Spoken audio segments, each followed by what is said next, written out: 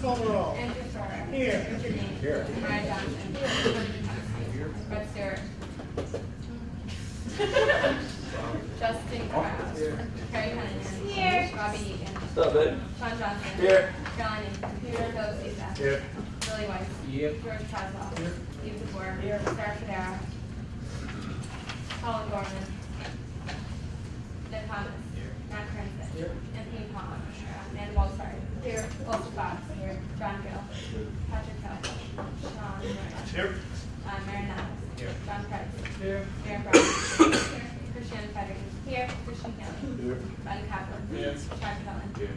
Stephanie Long. Here. Catherine Thomas. Here. 26 PCG. Here. ACM. Here. HIV/AIDS. Here. Active Minds. Here. Allies. Here. APM. Here. Autism. Biosphere. Here. BSTO. Here. Bomb Squad. Here. Cheers. Here. Civil War. Here. 2012. Here. 2013. Here. 2014. Here. 2015. Here. Classic Club. Here. College Democrats. Here. Republicans. Colleges Against Cancer. Here. Dance Ensemble. Here. Dance Team. DCF. Here. Drop the Active. Here. Entrepreneurship. Here. Equestrian. Here. Fencing Club. Here. Forest Wars. Here. Game Club. G-Bird TV. Here. DECA. Here. The German Club. Here. SMUT. Here. Gospel Choir. Here. Habitat. Here. Ice Hockey. Interfaith. Here. International Affairs. Here. International Club. Japan Club. Jazz Appreciation. Here. LASA. Law and Justice. Here. Luther Student Movement. Here. Rugby. Here. NAACP. Here. Operation Smile. Here. Alan Nightingale. Penn Terrell Farm. Here. Here. Pre-Health. Here. Pre-Vet. Here. Iraq. Here. Sarah. Here. St. Hess. Secure Student Lions. Here. Justin the Dark. Here. Skeptical Chemist. Here. Scientific. Here. St. Jude. Here. Student Alumni. Here. Swing Club. Taekwondo. Doctors. Toastmaster. Ultimate Frisbee. Here. Upscale. Here. Women's Rugby. Here. Yara. I move to approve last week's minutes. Motion roll call. Second. Motion roll call moved and seconded. Please call the roll. Who did that? Who did that? Secretary Nyack, please call the roll. Why are we?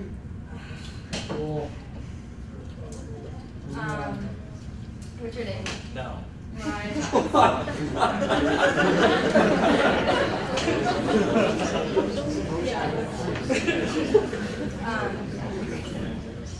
Justin Krause. Yes. Terry Cunningham. Sure.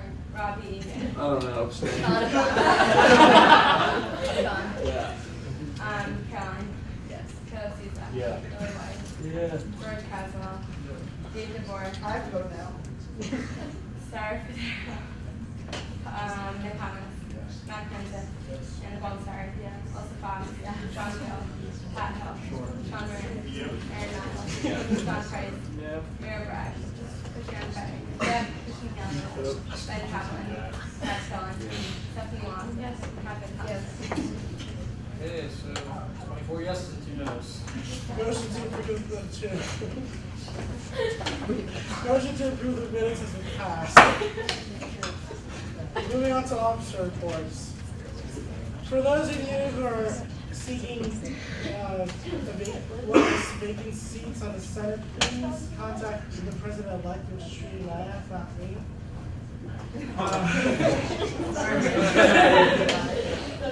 Next week is transition. All new senators, class officers, and executive officers will be installed.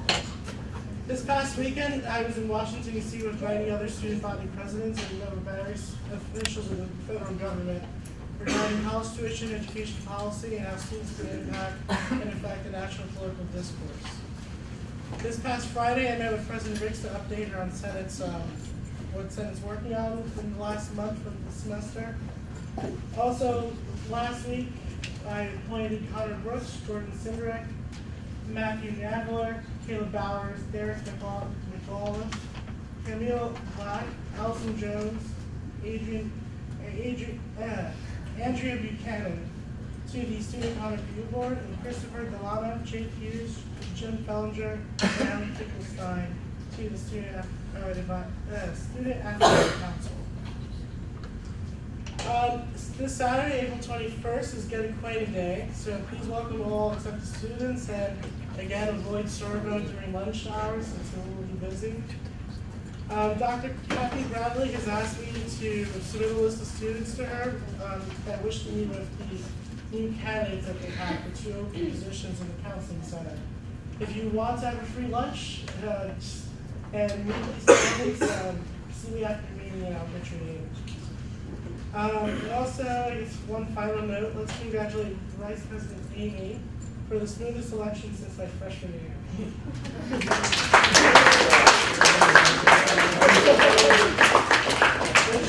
All right.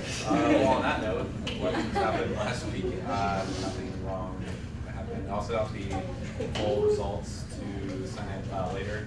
But there are some open seats for next year to talk to County and Tree. If you want to serve and you're not serving for a minute. Yeah. Thank you, Mariah. We have a budget request later tonight. Also, make sure that you are at Brett's, it's not here, club's workshop tomorrow here at 7. Here at next year's club leadership. It's really important because I won't be there. Andrew is going to be presenting on my behalf about budget request stuff for next year, which is also extremely important. So if you want to get your money for next year in a timely fashion for the events that you want to do, make sure you're there to get all the information. Thank you, Mariah. Sheree. No, next. Thank you, Tony. We have 2 resolutions to discuss today, 009 in old business and 010 in new. Thank you. Moving on, is there any old business? I moved on to SR 009. Motion is moved and seconded. All those in favor? Aye. All those opposed? SR 009 is untabled. I have brought you to the meeting once more. And Nathan.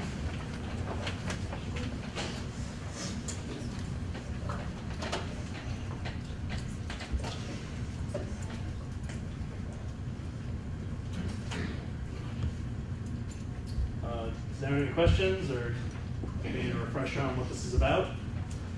What is our role? Andrew, can I just scroll down? Yes. Again, this is regarding the bias-related incidents on campus. The Senate Policy Committee did review, and we do have another version of the resolution as well that you guys can look at. Well, it's open for discussion regarding how you wish to proceed. Well, Dean Ramsey, would you like to give us some school clarification then? We were waiting for, I guess. What's your thoughts?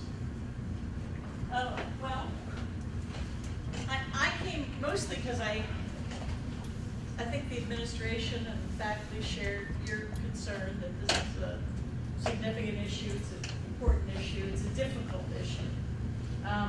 So I really came to hear the discussion and to hear what is on your minds about it. I mean, I get a little concerned sometimes when I see a resolution that is prescriptive, and what I mean by that is it says if this happens, this must happen. And a lot of times that's fine. You know, whatever is recommended might be exactly the right thing to have happen, but we try to treat each case as an individual case. And so that's why I get concerned when I see prescriptive, I think there's some prescriptive language in the resolution. But by and large, I think what you're saying is that this is a serious issue, and we need to institutionally pay more attention to these issues. And I think we're prepared to do that. So I really just wanted to listen to what you all had to say. And I mean, if there's anything that comes up in the discussion that I think is a great idea or particularly problematic, I'll probably pop up and say so. But really just came to hear what you all have to say about it. Well, as you guys have seen this version, I can show you the other version as well.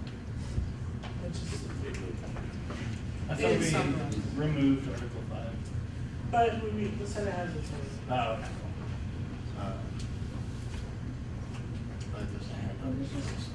Yes. Just commenting on Article, I believe it was 6, on the diversity requirement, diversity FYE. In the pilot program that they've instituted and now bringing more of the freshman halls into, there is a diversity segment where they speak about different diversity things on campus and do bring in speakers. And going off that, like I definitely agree that is a step in the right direction. But especially when you're going to talk about, it was brought up at the beginning of this entire school year, correct?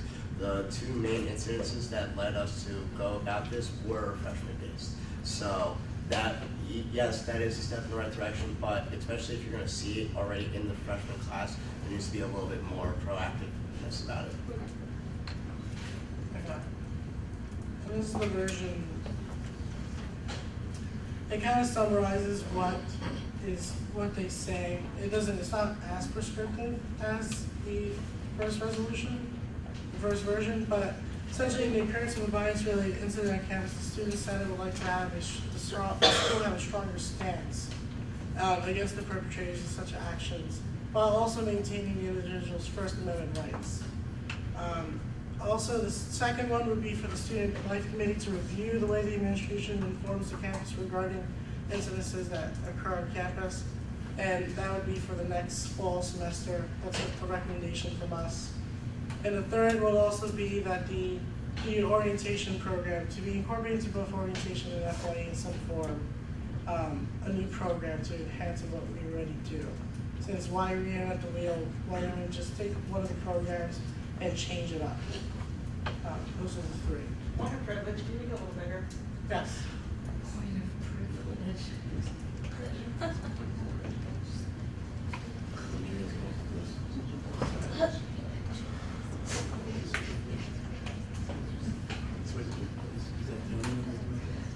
Yes. Have you added any more specific language about how this will affect the reenacting community? I know you said you were going to try to see if you could clarify those issues. I know we try to stay away from the Confederate flag part because we are in the town of Gettysburg. It is a historic icon in the town. Whether or not you have different views on the Confederate flag, it will be visible in this town. So it's really hard to say legislate against it in a way when you will see on a daily basis. You walk down Baltimore Street and you'll see the Confederate flag as well as the American flag hanging next to each other. I was just curious, is the document now more directly focused on the swastika issue then? No, that's the petition, which the senators can endorse if they so wish. Okay. Yeah, the whole thing with the resolution is we're not solely focusing on one, like kind of what the manager said before, we're not solely focusing on if this happens with a swastika or this happens with a Confederate flag. It's the general notion of actual bias or actual hate crime. It's that whole general notion of how it's prescribed and how it's actually affecting the other people. Like if you were to go back, read this one or read the other resolution, nowhere in it does it mention the swastika or the Confederate flag whatsoever. So we are steering clear of like reenactors and stuff like that. It's basically addressing in the manner that it's prescribed, in the way that it's treated, in the way that it's carried out. Yes, you gotta have it. I kind of answered it, but would there be a distinction made between a Confederacy flag flown by like someone in town, or if it's a student on school grounds in their own room or something like that? That's something that we strayed, in the Senate resolution we strayed away from, since that's kind of, I mean, it's nice to put it down on paper, but it's something that's impossible to enforce. And it's also limiting someone's freedom of expression. The Confederate flag is a lot to do with intent because of what it is. Other things like the swastika don't have intent, or writing, pardon my language, fag or nigger on something. Those words, the intent's not obscure. The Confederate flag can be more than obscure. So that's something we are starting to shy away because we cannot produce something like that, but the other things are right. Yes. In your part one of this version that's currently up there, do you have like specifics you can go into about how you would go about getting this stronger reaction done? Or how you would like to see this work out? Like, somebody does without swastika, what would you want the course of action to be? Honestly, I don't know. That's what we're leaving it up to the Student Life Committee to discuss and find out of how we should go about it. Because currently, our current practice, Dean Ramsey, please correct me if I'm wrong, is that when we do find who the perpetrator is of such actions, they do come in and they do have a conversation along with the deans of college life or the director of student rights and responsibilities regarding it. And what I'm getting from Hillel and what was gathered from them is that they wanted to take it to another extreme. Maybe it's a panel that sanctions you. I mean, these are just ideas, and I'm throwing them out there. But to take it to make sure, I guess to elevate the. There's a level of seriousness that carries with bias or actual hate crimes, and that's the part that kind of upsets Nathan and myself. Is that especially with the swastika, if you were to go to other states such as New York, New Jersey, Pennsylvania, it's actually considered a hate crime. Although we are aware that Pennsylvania, the governor did strike it down as law for swastika to be seen as a hate crime. It's the fact that other states are actually going through with the actual persecution, because swastika does represent everything that is evil, demeaning, and dehumanizes people. So that's what we're basically going. That's kind of like what sparked me. Are you guys working all over the swastikas and the tiles and what I'm talking about? I mean, I can talk briefly on that. The only issue we, especially as Jews on campus, when those buildings were actually put on campus, it was prior to World War II, so it actually did have a completely different meaning. It was after World War II where the swastikas really completely changed for the rest of history. So that's a very gray line that we definitely cannot mess with almost because of the time in which it happened. And So, like,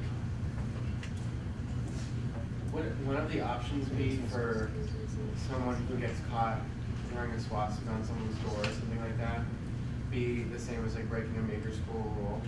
Can we do that? we can recommend it to the student, I think, but at the end of the day, I would defer to you.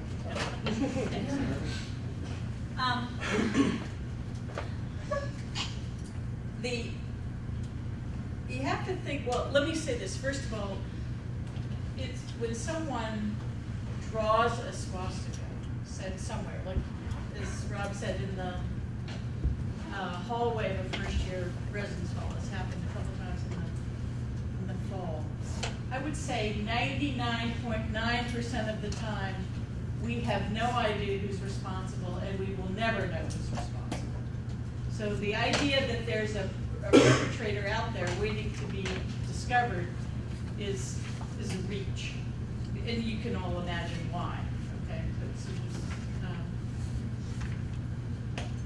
but you have to think about this. Is the reason this is a tricky issue is because it essentially is a free speech issue. So you have speech that is, as Rob said, it's deplorable speech. It is, it's something I think we would all condemn. But it is still speech. And as a college that obviously focuses on education, exchange of views, people being free to express their opinions, to do anything that censors speech is a difficult road to go down. And I'm sure, we're all aware of that. But that's the challenge. So it wouldn't be any different, say someone had a t-shirt and the t-shirt had a swastika somewhere on it. Are we gonna say you cannot wear that t-shirt? If you have it on your notebook, are we gonna say, well, you can't have it there either? And once you start that, where do you stop? And that's really the core issue. It doesn't mean we want to see swastikas at all. Quite the opposite. But sanctioning it is a different matter.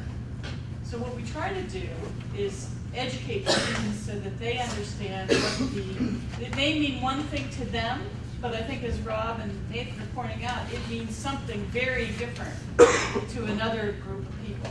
And what we need to do is help students understand the perspective of a group maybe they haven't given much thought to. So that often is our focus. But obviously if it's, and this is where it gets tricky, if a swastika, let's say, appears on someone's door, and it's the door of a Jewish student, that has a different meaning. That has a different implication And it's a much more serious implication because now it's sort of targeting or certainly can be interpreted as targeting that individual. And because, as Rob said, and the same thing would be true if a Confederate flag appeared on a Jewish student store or a student of color store. That is a much more serious incident because now it appears to be intentionally designed to intimidate a student on this campus, a particular student. So it's very contextual, and frankly, it's very tricky, even for people, who do this kind of work, lawyers, free speech, constitutional lawyers, et cetera, people who do this kind of work all the time. So I don't know if I answered your question or not, but I mean, obviously the real problem is 99.9% of the time we have no idea. So focusing on this idea of identifying and sanctioning the perpetrator there's just not much, there's not a lot of room there to work with. I have a question for you, Nancy. So when bias incidents of that sort are persecuted, does intent have to be proven? You don't. It's impossible to usually. I mean, it's difficult to prove intent. So what was in the person's mind when they did that? But I think you sort of think about a group of reasonable people could ask, well, why did you target that individual's door? Do you know that person? Do you have some reason to be drawing on their board? So you ask logical, basic questions. But I don't think you have to prove intent, but I think you have to help them draw the connection between, look, this person happens to be a person of color or a Jewish student or LGBTQ or, so you try to draw the connections for them. Yes. I think starting with education and raised awareness on our campus is a good place to begin, and then perhaps as the incidences continue to occur, extending the honor commission to review the situation would be a good next step. But I think for right now, seeing how the education for first years and raised awareness on our campus, I think that's a really good place to start. Dave. I just want to clarify one thing there is one of the co-chairs in the honor commission that would probably fall more under the student conduct review board side of things. Okay. Than the honor commission does. So since no one seems to be opposed to the Senate proposal and it's less prescriptive, I motion to pass it. Second. Mariah. Before it passes, there's just one letter that needs to be added. There's a K that needs to be added. And then Third after one. the ad, it's Third. the third. Should say ask instead of ask. Okay. So the zone second Mariah's amendment. So it now stands with the extra K added to the Senate version of the resolution. All those in favor? Aye. All those opposed? Abstentions? Motion carries.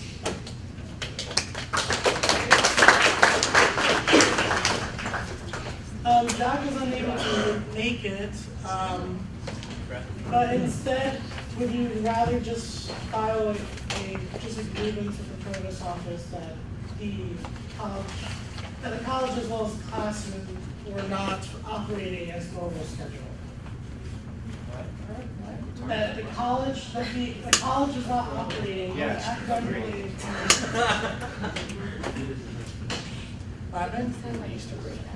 Well, yes, this is during the Easter weekend that the college that classes were canceled as well as the operations of certain places on campus for our Easter break hours. Meanwhile, the college union building is still open to 2 a.m. being guarded by the cup desk and the parking lot was empty. So I move to file a formal grievance with the provost office regarding that. All in favor? Aye. Hold on. And I was just going to ask Andrew, are you going to be able to expand on that to say which offices you were most concerned about and which services you have? Well, auxiliary services would be the commons, the board. Okay, the more detail you add, the better it will be. Yeah. So do you, yes, to move to amend it to give the executive discretion to write down the offices? All those in favor? Aye. Those opposed? Abstentions? Motion carries. So this is just one last bit of cleaning up of the Constitution.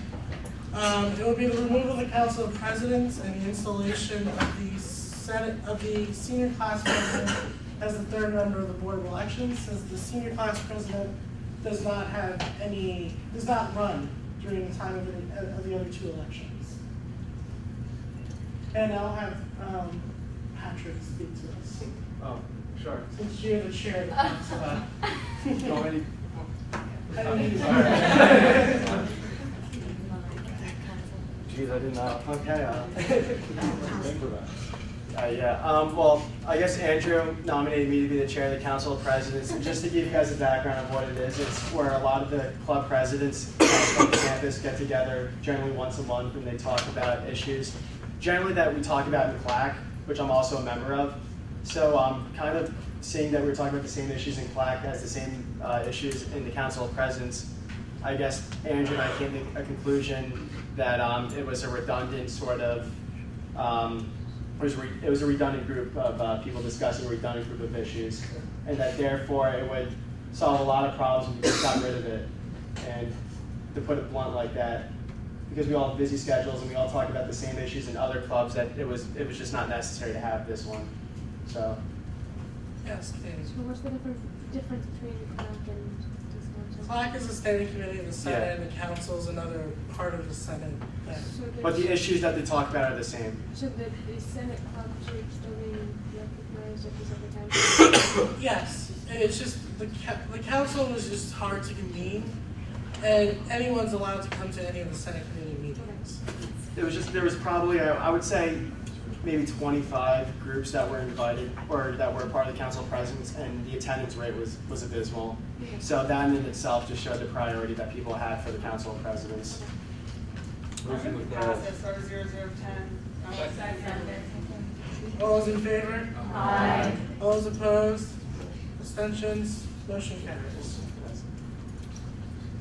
I'd like to now invite Natalie Sharif and Declan Sullivan.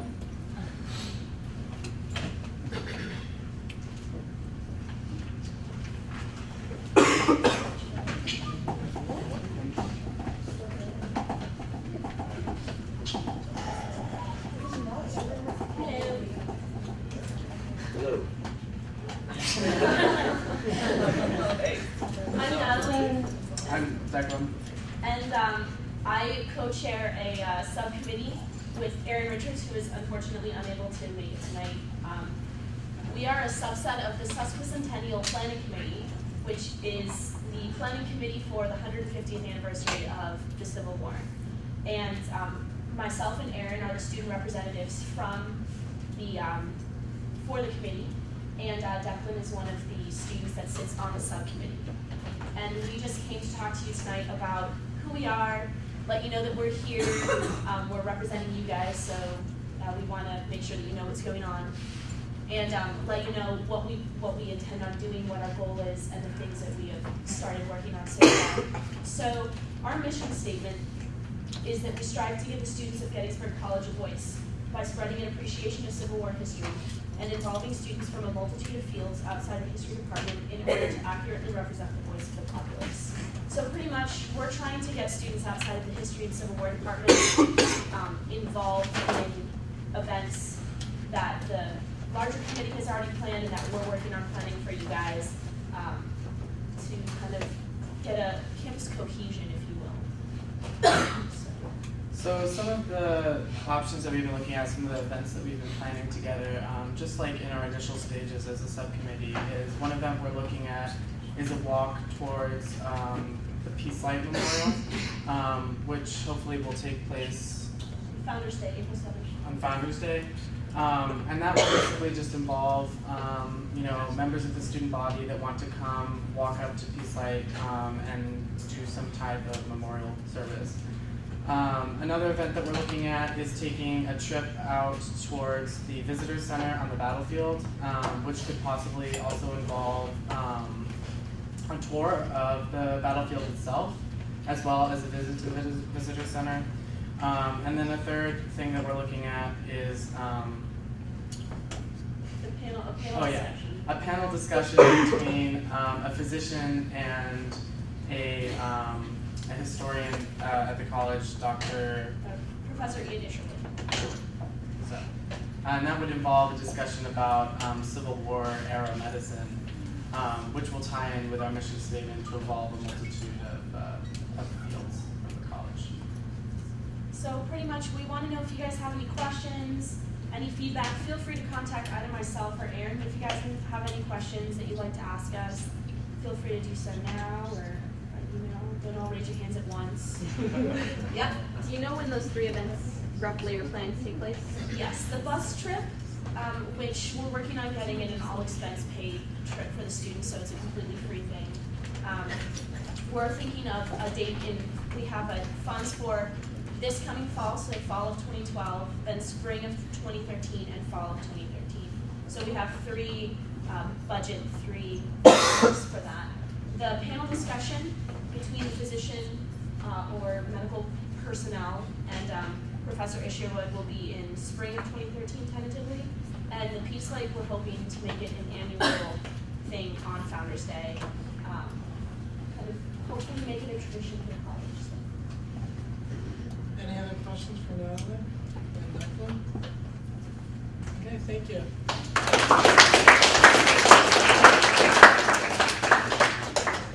Moving on, I'd like to now invite Peace Club for $503 plus.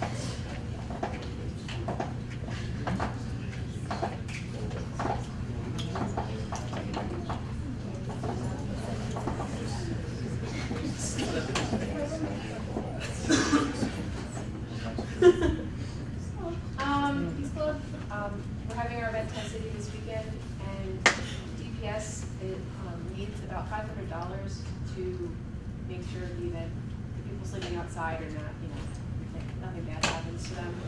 And they did it for free last year, so this was kind of like, wouldn't have been so last minute, but yeah. And also the $30 was for dunk tank, which we're getting, and we had already requested most of the money, but there was tax kind of forgot to factor in. So that is $530. Motion passed by now. Okay.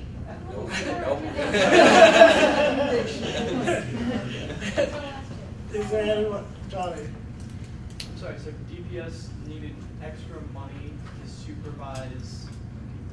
Supervisor actually. Are we paid first? No, you still got to apply. Aaron. Oh. Aaron. What is actually what is Tent City for? Is it Okay. Tent City is an event that Peace Club is holding to raise awareness about homelessness and displacement issues, and people are going to be sleeping outside in tents throughout the weekend, so that's why DPS needs to be there, and they just make sure that. Yeah, I thought it was very nice. I'm just really confused, like, isn't this DPS's job to do this for free for students? Like, I don't understand why they're charging. I don't know, but I asked them about it, and they said that they need extra money. I don't understand.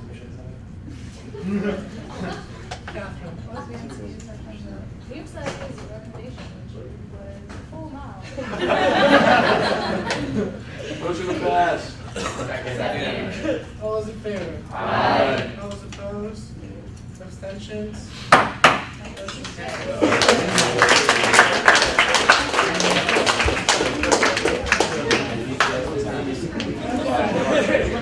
No more new business. Since there's no more new business, we'll be out to committee reports. Academic affairs. P&C. Black. IT. PR. Senate policy. Special events and programming. Student concerns. Student safety regulations. Yeah, so George Oregon got the sign for the Constitution parking lot, but he's got to wait until facilities gives him the okay that all of the trails and stuff are in and ready. So this may keep trailing on until next year, but I'll try to get it done before I leave. Thank you, Billy. Sustainability. Okay. Club reports. Yes. Okay, hey guys. So 3 announcements real quick. One, thanks so much for turning in your deadline for information. If you still have to do that, please send the information in. We talked about that to you guys individually through email. If you guys didn't do it, later this week. Tomorrow in this room for your new club leaders is the club workshop from 7 to 8:10. There'll be cookies, coffee, you know, it'll be a fun time. We'll have fun. And then third, also, the next club liaison for next year will be Stephanie. So let's give her congratulations.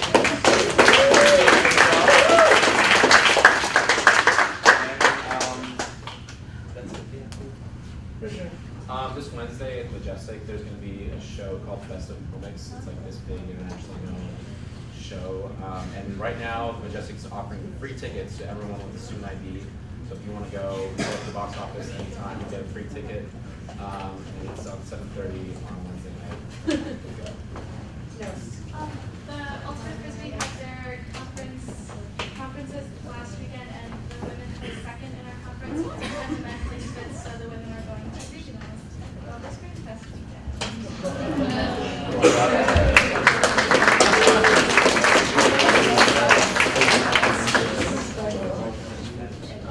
So I know I talked about this last week, but just quickly for Kat, I sent an email out reminding all of the club leaders that the forms to participate on Springfest Saturday are due on the 18th to mailbox 2747. So if you haven't gotten those in, get those in soon. And also, all this week, there will be cup tables for Springfest t-shirts. I'm wearing one of those lovely ones right now. And also, if you'd like to go, there's a bus trip on the 22nd to DC to go see the Nationals. Thank you. I know just sports. Anyway, see the Nationals, or you can just go and see DC. Go hang out with your friends for a couple hours. So, thanks. I should have said this thing in my report. The Get Acquainted Day Expo is this Saturday, so I guess senators, I have to give tours, and Andrew and Tony do too. So if any of you want to volunteer to kind of work that, just see me after the meeting. What time is it? 10:45 to 12:15. Thanks, guys. Dance Ensemble has their show this weekend. It's Saturday at 8 p.m. and Sunday at 2:30 p.m. in the ballroom, and Bomb Squad is performing. Just the Bomb Squad. Yes. The reenactors on campus, PCG is sponsoring a Savor Air Dance this Friday before Gab Day. It'll be from 7 to 9 in Plank Gym. Bring in the Victorian Dance Ensemble to teach everyone how to do period dances and things. Dressing period clothing is not required. You can come hang out and be questions. So. Any other hands? Yes. I have a question. When we find out who's on the Senator co-president, is that next week? I just sent out an email.